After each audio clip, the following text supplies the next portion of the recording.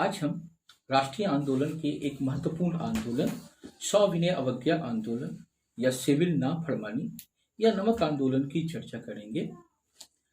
यह गांधी युग का दूसरा प्रमुख आंदोलन था जो कि 1930 ईस्वी से 1934 ईस्वी तक चला। यह आंदोलन दो चरणों में पूर्ण हुआ। प्रथम चरण इसका 1930 से 1931 तक चला तथा द्वितीय चरण 1932 से 1934 जनवरी तक चला। इस आंदोलन का प्रस्ताव 1929 ईस्वी के लाहौर अधिवेशन में पारित हुआ, जिसकी अध्यक्षता पंडित जवाहरलाल नेहरू ने की थी। इस आंदोलन के लिए तत्कालीन राष्ट्रीय और अंतर्राष्ट्रीय परिस्थितियां उत्तरदायी थी। उस समय 1929 ईस्वी में अंतर्राष्ट्रीय स्तर पर आर्थिक मंदी आई हुई थी। ब्रिटेन आर्थिक मंदी से ग्रसित था। उसने इसे दूर करने के लिए अपने उपनिवेशों में अधिक से अधिक कर लगाए। भारत में भी भू राजस्व की मात्रा में वृद्धि की गई थी। तो दूसरी ओर भारतीयों ने अपने पूर्ण स्वतंत्रता का मांग लाहौर अधिवेशन में पारित कर दिया था और 26 जनवरी 1930 ईस्वी को प्रथम स्वाधीनता दिवस भी मनाया था। महात्मा गांधी को सविनय अवज्ञा आंदोलन के लिए अधिकृत किया गया था।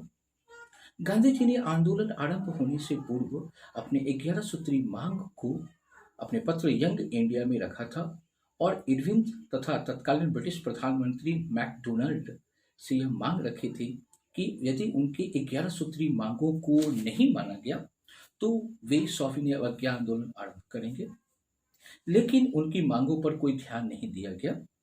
फलस्वरूप गांधी जी ने सविनय अवज्ञा आंदोलन आरंभ करने का निश्चय किया और उन्होंने 12 मार्च 1930 को साबरमती आश्रम से दांडी तक की यात्रा आरंभ की। इस यात्रा में उनके साथ 78 सहयोगी थे और इस यात्रा के दौरान उनका उद्देश्य दांडी पहुंचकर समुद्र जल से नमक बनाकर नमक कानून भंग करना था। 6 अप्रैल 1930 को उन्होंने दांडी में समुद्र जल से नमक बनाकर नमक कानून भंग किया।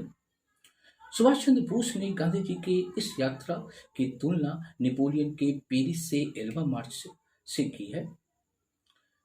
जो ही महात्मा गांधी ने इस आंदोलन को आरंभ किया, पूरे भारत में यह आंदोलन आरंभ हो गया। तमिलनाडु में सी राजगोपालाचारी, केरल में के कल्पकक्कम, तो असम में वहाँ के छात्रों तथा अभिभावकों ने, सोलापुर में मजदूरों ने, बिहार में किसानों ने, तो उत्तर पश्चिमी प्रांत में पठानों ने सक्रिय भूमिका अदा की।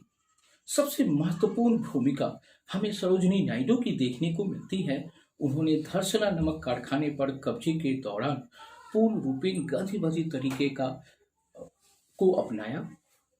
इसका वर्णन अमेरिकन पत्रकार बॉब मिलर ने किया है कि इस तपती हुई गर्मी में किस प्रकार लाठी से मार खाते हुए सत्याग्रहियों ने आसानी से धरसना नमक कारखाने पर कब्जा किया।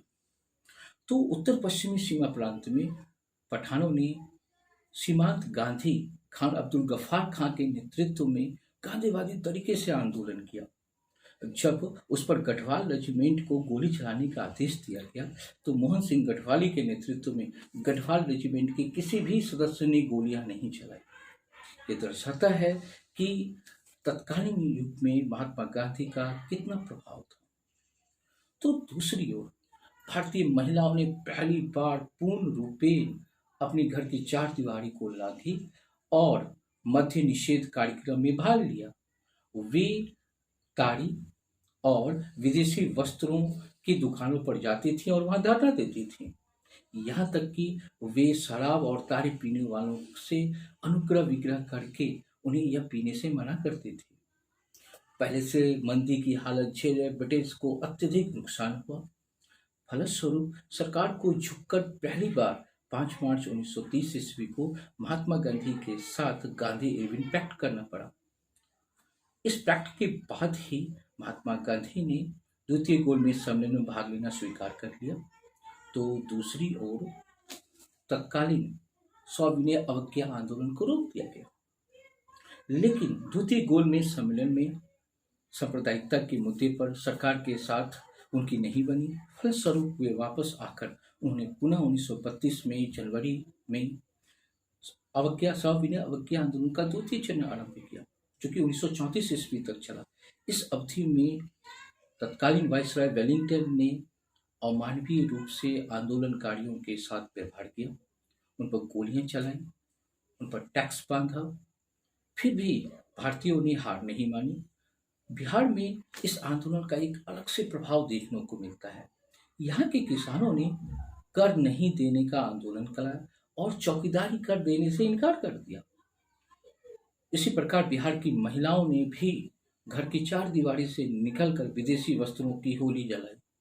यह दर्शाता है कि तत्कालीन युग में बिहार भी किसी भी मायने में राष्ट्रीय आंदोलन में पीछे नहीं था। यद्यपि यह आंदोलन बिहार में ही आए भूकंप के कारण वापस लिया गया, लेकिन इसने भविष्य के अन्य आंदोलन का आधार तैयार कर दिया, जो कि हमें भारत छोड़ो आंदोलन में देखने को मिलता है।